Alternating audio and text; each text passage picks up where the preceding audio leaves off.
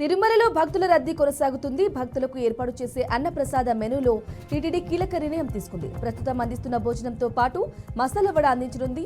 ఉల్లిపాయలు, వెల్లుల్లి లేకుండా వడలు తయారు చేయాలని నిర్ణయించిన టీటీడీ ఈ మేరకు అన్నప్రసాద కేంద్రంలో ట్రయల్ నిర్వహించారు.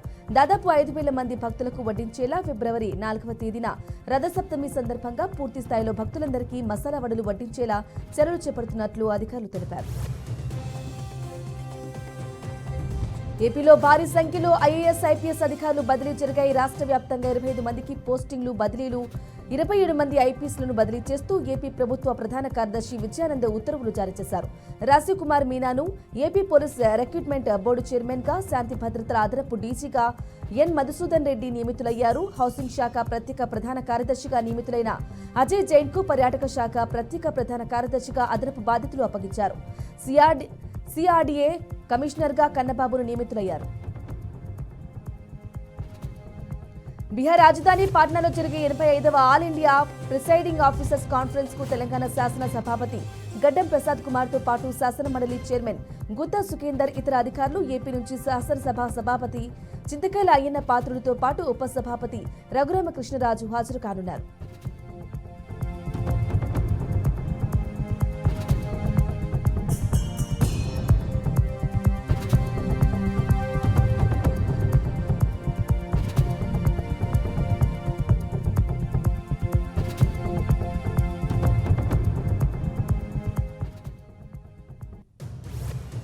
దావోస్ వరల్డ్ ఎకనామిక్ ఫోరంలో ఏపీ సీఎం చంద్రబాబు నాయుడుతో పాటు మంత్రుల బృందం పాల్గొన్నారు. జ్యూరిచ్లోని తెలుగు పారిశ్రామికవేత్తలతో సమావేశమయ్యారు. జాబ్స్ ఫర్ తెలుగు పేరిట నిర్వహించిన పలువురు తెలుగు పారిశ్రామికవేత్తల ప్రెజెంటేషన్లో ఏపీని క్రిప్టో హబ్ గా తీర్చిదిద్దే ఆలోచనలో ఉన్నట్లు సీఎం చంద్రబాబు పేర్కొన్నారు. పెట్టుబడులు ఆకర్షించేలా 15 రోజుల్లోనే అన్ని రకాల అనుమతులకు బోర్డు ఏర్పాటు చేశామని తెలిపారు. అదేవిధంగా ఏపీలో విశాలమైన రహదారులు, అంతర్జాతీయ విమానాశ్రయాలు, ఓడరేవులు ఉన్నాయని తెలిపారు. వైసీపీ మాజీ మంత్రి పేర్ని నానికి ఊరట లభించింది. రేషన్ బియ్యం మాయం కేసులో ముందస్తు బెయిల్ మంజూరు చేయాలని హైకోర్టులో పేర్ని పిటిషన్ దాఖలు చేశారు. ఈ పిటిషన్పై ఇరు వర్గాల వాదనల అనంతరం పేర్ని నానిపై ఎలాంటి చర్యలు తీసుకోవద్దని ధర్మాసనం ఆదేశించింది. తదుపరి విచారణను వాయిదా వేసింది. స్విట్జర్లాండ్లోని జ్యూరిచ్ వేదికగా మీట్ అండ్ గ్రీట్ కార్యక్రమంలో మంత్రి భరత్ ప్రసంగం సీఎం చంద్రబాబును ఆగ్రహానికి గురిచేసింది.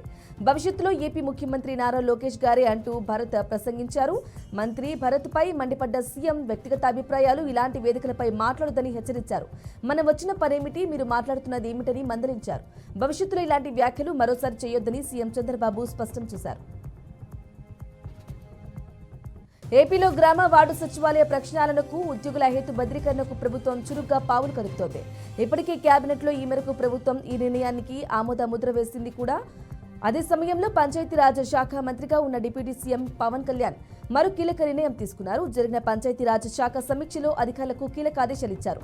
కాగా గత ప్రభుత్వ ప్రాతిపదికానికి కొత్తగా జనాభాను కూడా ప్రాతిపదికన తీసుకుని పంచాయతీల క్లస్టర్ల గ్రేడ్లు విభజించాలని డిప్యూటీ సీఎం సూచించారు. తెలంగాణలో వైద్య రంగం అత్యాధునిక సాంకేతికంగా పుంతలు తొక్కుతోంది. ముఖ్యంగా హైదరాబాద్ నగరంలోని అనేక దేశాల్లో లేని కీలక శస్త్రచికిత్సలతో పాటు రోబోటిక్ సర్జరీలు అందుబాటులోకి వచ్చాయి. దీంతో వైద్య పర్యాటకానికి భాగ్యనగరం కేంద్ర బిందువుగా మారుతోంది. కాగా ఇతర దేశాల నుంచి ప్రతి సంవత్సరం లక్షల మంది మెడికల్ టూరిస్టులుగా హైదరాబాద్కు వస్తున్నారు. ఈ క్రమంలో కార్పొరేట్ ఆసుపత్రులు విదేశీయుల కోసం ప్రత్యేక సౌకర్యాలు కల్పిస్తున్నాయి. వీరికి భారత ప్రభుత్వం సైతం హీల్ ఇన్ ఇండియా పేరిట మెడికల్ వీసాలను ప్రత్యేకంగా అందిస్తోంది. పార్వతీపురం మన్యం జిల్లాలోని తోటపల్లి భారీ సాగునీటి ప్రాజెక్టులో బోటు షికారు ప్రయాణికులు ఆటంకంగా మారింది. ఆ ప్రాంతంలో అధికంగా గుర్రపు డెక్క, పిట్ట తామర ఆవహించడమే ఇందుకు కారణం. దీనిపై పలువురు ఐటీడీఏ అధికారులకు తెలియజేసినా చర్యలు శూన్యమవుతున్నాయి. దీంతో సందర్శకులు కాస్త అసంతృప్తికి లోనవుతున్నారు. సందర్శకుల తాకిడి అధికంగా ఉన్నప్పటికీ ఈ ప్రాంతానికి ఎంతో ఆశతో ఇక్కడికి వస్తున్న వారు ఉసురుమంటూ వెనుతిరగాల్సి వస్తుంది. మరోపక్క ఐటీడీఏ అధికారి యంత్రాంగం దృష్టి సారించకపోవడంపై సర్వత్రా విమర్శలు వెల్లువెత్తుతున్నాయి. కేంద్ర హోంమంత్రి అమిత్ షాపై ఏపీ కాంగ్రెస్ చీఫ్ షర్మిల విమర్శించారు. వైసీపీ 5 ఏళ్ల పాలన ఒక విపత్తు అని అమిత్ షా అన్నారని, 5 ఏళ్ల పాటు విధ్వంసం జరుగుతుంటే ఢిల్లీలో కూర్చుని వేడుక చూశారా అని నిలదీసిన ఆమె ఏపీకి రాజధాని లేని రాష్ట్రంగా 5 ఏళ్ల పాలన, ఇష్టారాజ్యంగా రాష్ట్రానికి 10 లక్షల కోట్ల రూపాయలు అప్పులు, సొంత బాబాయి హత్య కేసులో ఢిల్లీ స్థాయిలో న్యాయం చేస్తుంటే, పోరాటం చేస్తుంటే కేంద్ర హోంమంత్రిగా మౌనంగా ఎందుకున్నారంటూ షర్మిల ప్రశ్నించారు.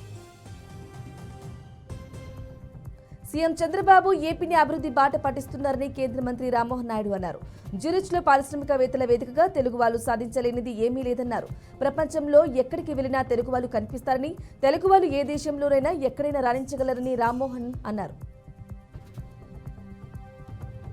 AP deputy CM Pawan Kalyan ఇంటిపై డ్రోన్ ఎగిరిన ఘటనపై డీజీపీ ద్వారకా తిరుమలరావు స్పందించారు. రాజమహేంద్రవరంలో పర్యటనలో భాగంగా పవన్ భద్రతకు సంబంధించి ప్రతి అంశాన్ని తీవ్రంగా పరిగణిస్తున్నామని అన్నారు.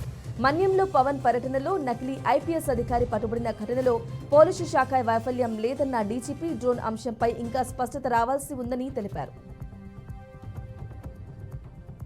వైసీపీ మాజీ ఎమ్మెల్యే రాంభూపాల్ రెడ్డిపై హైడ్రాలో ఫిర్యాదు నమోదైంది. హైదరాబాద్లోని అమీన్పూర్లో 193 సర్వే నెంబర్లోని తమ భూమి కబ్జాకు గురైందని ఓ మహిళ ఫిర్యాదు చేశారు.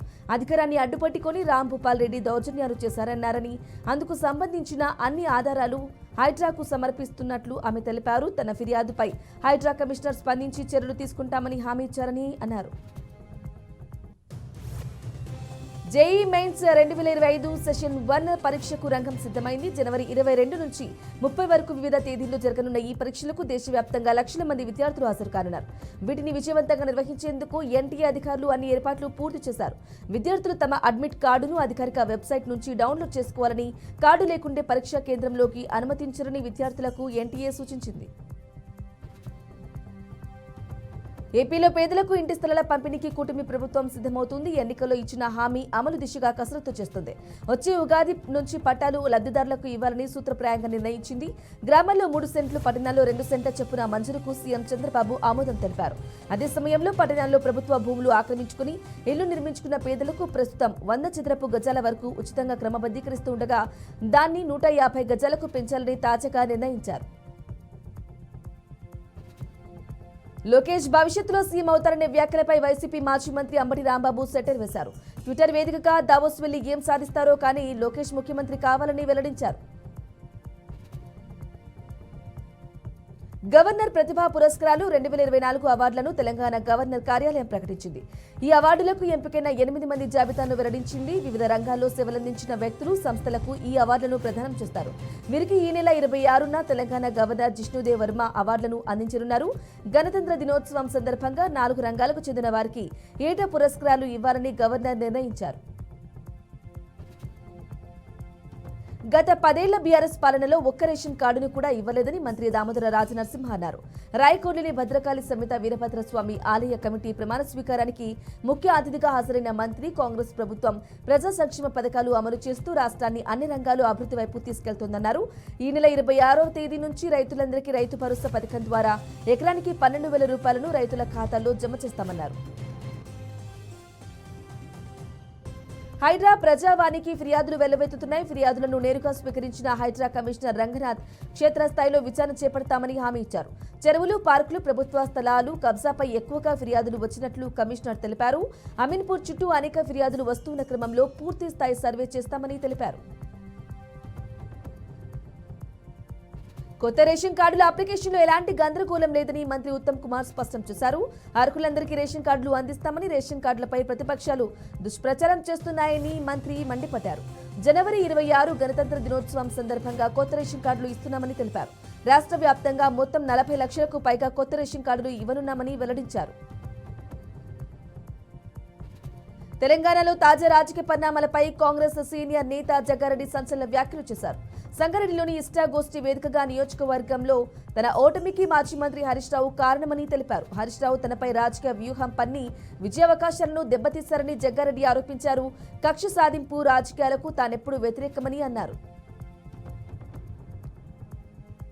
తెలంగాణ మందుబాబులకు కింగ్ ఫిషర్ బీల తయారీ సంస్థ శుభవార్త తెలిపింది. రాష్ట్రంలో బీల సరఫరాను పునరుద్ధరణకు ప్రభుత్వంతో చర్చలు జరుపుతున్నట్లు ఆ సంస్థ తెలిపింది. వినియోగదారులు, కార్మికులు, వాటాదారుల ప్రయోజనాల దృష్ట్యా ఈ మధ్యంతర నిర్ణయం తీసుకుంది. అమెరికా అధ్యక్షుడిగా డొనాల్డ్ ట్రంప్ ప్రమాణ స్వీకారం వేళ ఊహించని షాకింగ్ పరిణామం జరిగింది. వాషింగ్టన్లో దుండగులు జరిపిన కాల్పుల ఘటనలో తెలంగాణ విద్యార్థి దుండగుల కాల్పులలో మృతి చెందాడు. మృతుడు హైదరాబాద్ చైతన్యపురి పరిధిలోని రోడ్ నెంబర్ 2లో నివసిస్తున్న కొయ్యడ చంద్రమౌళి కుమారుడు రవితేజ 2022 మార్చి నెలలో యుఎస్ వెళ్లి అక్కడే మాస్టర్స్ డిగ్రీని పూర్తి చేసి ప్రస్తుతం ఉద్యోగం కోసం అన్వేషణలో ఉన్నాడు. ఇక ఇప్పటికే నెల రోజుల క్రితం తెలంగాణకు చెందిన ఒక విద్యార్థి దుండగుల కాల్పులలో మృతి చెందగా తాజాగా మరో హైదరాబాదీ యువకుడు దుండగుల కాల్పులో మృతి చెందడంతో ఆ యువకుడి కుటుంబంలో ఊహించని విషాదం నెలకొంది.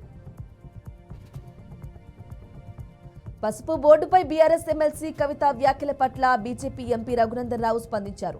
కవిత అరెస్టై జైల్లో ఉన్నప్పుడు ఆరోగ్యం బాగలేదని వార్తలు వచ్చాయని, దీంతో ఆమె ట్రీట్మెంట్ తీసుకున్న తర్వాత ప్రెస్ మీట్ పెడితే బాగుంటుందని ఎద్దేవా చేశారు. అదేవిధంగా కేటీఆర్ రైతు ధర్నా చేయడంపై అధికారంలో ఉన్నప్పుడు తనకు రైతులు గుర్తుకు రాలేదని మండిపడ్డ రఘునందన్ రావు ఎర్రవెల్లి ఫామ్ హౌస్ చుట్టూ ఉన్న రైతులు ఆత్మహత్య చేసుకున్నప్పుడు ఎందుకు స్పందించలేదో చెప్పాలన్నారు. గుంటూరు మిర్చి యార్డులో మిర్చి ధర పతనమైంది. ఆసియాలోనే అతి పెద్దది అయిన ఈ యార్డులోనే ధరలు భారీగా తగ్గడంతో రైతులు ఆందోళన చెందుతున్నారు. ప్రకృతి సహకరించినా పండించిన పంట ధర లేదంటూ ఆవేదన వ్యక్తం చేస్తున్నారు. గత ఏడాది కన్నా పంట దిగుబడి ఎక్కువగా ఉన్నప్పటికీ ఎగుమతులు ఆశించిన స్థాయిలో లేకపోవడం రైతన్నల పాలిట శాపంగా మారింది. కానీ తెలంగాణ రాష్ట్రం ఖమ్మం జిల్లాలో మార్కెట్ యార్డు స్థాపించి ముఖ్యమైన పంటగా మిర్చికి ప్రాధాన్యం ఇవ్వడం కూడా ధరల పతనానికి మరో కారణమని తెలుపొచ్చు. రోడ్డు ప్రమాదాల నివారణ విద్యార్థి దశ నుంచి అలవర్చుకోవాలని మంత్రి పొన్నం ప్రభాకర్ అన్నారు. హైదరాబాద్ నాచరంలోని DPS school children's traffic awareness park ప్రారంభించారు. విద్యార్థులు రోడ్డు భద్రత, ట్రాఫిక్ రూల్స్ నిబంధనలు తెలుసుకునేలా ట్రాఫిక్ అవేర్నెస్ చిల్డ్రన్స్ పార్క్ ఏర్పాటు చేశారు. ఈ కార్యక్రమానికి హాజరైన మంత్రి పొన్నం ట్రాఫిక్ పట్ల స్టూడెంట్స్ కు పలు సూచనలు చేశారు. హైదరాబాద్ లో తొలి ఇందిరా మహిళా శక్తి క్యాంటీన్ ప్రారంభించారు mayor Gadwal Vijayalakshmi. Khairatabad zonal commissioner కార్యాలయ ప్రాంగణంలో ఏర్పాటు చేసిన ఈ క్యాంటీన్ను ఆమె ప్రారంభించారు. ఎన్బీటీ నగర్ కు చెందిన స్వయం సహాయక బృంద సభ్యులు క్యాంటీన్ను ఏర్పాటు చేశారు. మహిళా సంఘాలు ఆర్థికంగా ఎదిగే దశలో భాగంగా రాష్ట్ర ప్రభుత్వం ఇందిరా మహిళా శక్తి క్యాంటీన్లను ఏర్పాటును ప్రోత్సహిస్తోందని మేయర్ తెలిపారు. రాష్ట్రంలో అర్హత కలిగిన రైతు నష్టపోకుండా రైతు భరోసా అందిస్తామని మంత్రి తుమ్మల నాగేశ్వరరావు అన్నారు. ఆ దిశగా సర్వే జరగాలని అధికారులకు ఆదేశించారు. ప్రభుత్వ ఆదేశాల ప్రకారం సాగుకు అనువు కాని భూములను గుర్తించి గ్రామ సభలలో వాటి వివరాలు అందుబాటులో ఉంచాలని సూచించారు. జిల్లా వ్యవసాయ అధికారులతో రైతు భరోసా పథకం అమలు, సర్వే జరుగుతున్న తీరు గురించి వీడియో కాన్ఫరెన్స్ ద్వారా వివరాలు అడిగి తెలుసుకున్నారు. ఎమ్మెల్యే కోమటిరెడ్డి రాజగోపాల్ రెడ్డి సంచలన నిర్ణయం తీసుకున్నారు. మంత్రి పదవి ఆశిస్తున్న తెలంగాణ కాంగ్రెస్ ముఖ్య నేతల్లో రాజగోపాల్ రెడ్డి ఒకరు. తనకు హోంమంత్రి పదవి కావాలని బహిరంగంగానే పలుమార్లు తన మనసులోని మాట బయటపెట్టారు. ఉన్నట్టుండి ఏమైందో ఏమో మునుగోడు నియోజకవర్గ కేంద్రంలోని తన క్యాంపు కార్యాలయాన్ని కూల్చివేసి ఆ వెంటనే కొత్త కార్యాలయ నిర్మాణానికి పనులు కూడా ప్రారంభించారు. అయితే తనకు మంత్రి పదవి ఆలస్యమవడానికి వాస్తు దోషమే కారణంగా భావించినట్లు సమాచారం. నగర్ కర్నూలు జిల్లా బల్మూరు మండలం మైలారంలో స్థానికులు ఆందోళనకు దిగారు. మైనింగ్ వద్దు, గుట్ట ముద్దు అనే నినాదంతో రైతులు నేటి నుంచి రిలే నిరాహార దీక్షలకు సిద్ధమయ్యారు. దీంతో ముందస్తుగా పలువురు రైతులు స్థానికులను పోలీసులు అరెస్టు చేసి పిఎస్ కు తరలించారు. తమ గ్రామానికి చెందిన రైతులను అక్రమంగా అరెస్టు చేశారని, దీంతో వారిని వెంటనే విడుదల చేయాలని పురుగుల మందు డబ్బాలతో రోడ్డుపై బైఠాయించి నిరసన చేపట్టారు. కోల్కతా ఆర్చిక జూనియర్ వైద్యురాలి హత్యాచార కేసులో తాజాగా వెలువడిన తీర్పుపై సీఎం మమతా బెనర్జీ అసంతృప్తి వ్యక్తం చేశారు. దోషికి ఉరిశిక్ష విధించేలా ఆదేశాలు ఇవ్వాలని హైకోర్టును కోరుతామని ట్విట్టర్ వేదికగా దీదీ రియాక్ట్ అయ్యారు. ఈ కేసును సీబీఐ సాక్షుల ఆధారంగా సీల్డ్ కోర్టు సంజయ్ రాయ్ను దోషిగా తెచ్చింది. అయితే ఘటన జరిగిన 162 రోజుల తర్వాత కోర్టు ఈ కేసులో తీర్పు వెలువరించింది. జమ్మూ కాశ్మీర్లోని సోపోరాలో భారీ ఎన్కౌంటర్ జరిగింది. భద్రతా దళాలు, ఉగ్రవాదుల మధ్య జరిగిన కాల్పులో ఒక సైనికుడు మృతి చెందగా మరికొందరు జవాన్లు గాయపడినట్లు అధికారులు వెల్లడించారు. గాయాలతో ప్రస్తుతం ఆసుపత్రిలో చికిత్స పొందుతున్న వారి ప్రాణాలకు ఎలాంటి ప్రమాదం లేదని వైద్యులు తెలిపారు. సోపురాలో 2 ఉగ్రవాదులు దాక్కున్నట్లు పక్కా సమాచారం. ఘటనలో స్థలంలో అధికారులు ఆపరేషన్ కొనసాగించారు. వారి కదలికల నేపథ్యంలో ఆ ప్రాంతాన్ని భద్రతా దళాలు అదుపులోకి తీసుకున్నాయి. ఎక్కడికక్కడ చెక్ పోస్టులు ఏర్పాటు చేసి ముమ్మరంగా తనిఖీలు నిర్వహిస్తున్నారు. ఆధ్యాత్మిక వేడుక మహాకుంభమేళాతో ఉత్తరప్రదేశ్లోని ప్రయాగ్రాజ్ కలకలలాడుతోంది. జనవరి 13న మొదలై ఫిబ్రవరి 26 వరకు 45 రోజుల పాటు జరగనున్న ఈ కార్యక్రమానికి ఇప్పటి వరకు 40 కోట్ల మందికి పైగా భక్తులు పుణ్య స్నానాలు ఆచరించినట్లు అధికారులు అంచనా వేశారు. ఈ వేడుకకు లక్షలాది మంది ఉపాధి కల్పిస్తోంది. Darshan apps, real time event updates platforms, cyber security వంటి విభాగాల్లో సేవలు అందించడానికి సుమారు 2 లక్షల మందికి పైగా ఐటీ రంగ నిపుణులను డిమాండ్ ఏర్పాటు చేసింది. తమిళనాడులోని పరందూర్లో TVK party chief Thalapathy Vijay పర్యటించారు. పరందూర్లో ఎయిర్పోర్ట్ నిర్మాణానికి వ్యతిరేకంగా రైతులు చేస్తున్న ఆందోళనకు విజయ్ మద్దతు ప్రకటించారు. ఈ సందర్భంగా కేంద్ర రాష్ట్ర ప్రభుత్వాలపై తీవ్ర ఆగ్రహం వ్యక్తం చేశారు. తాను వస్తుంటే అడుగడుగునా కొందరు అడ్డుకునే ప్రయత్నం చేశారని, రైతులు చేస్తున్న పోరాటానికి మద్దతు తెలిపే స్వేచ్ఛ కూడా ఈ రాష్ట్రంలో లేదా అని ప్రశ్నించారు.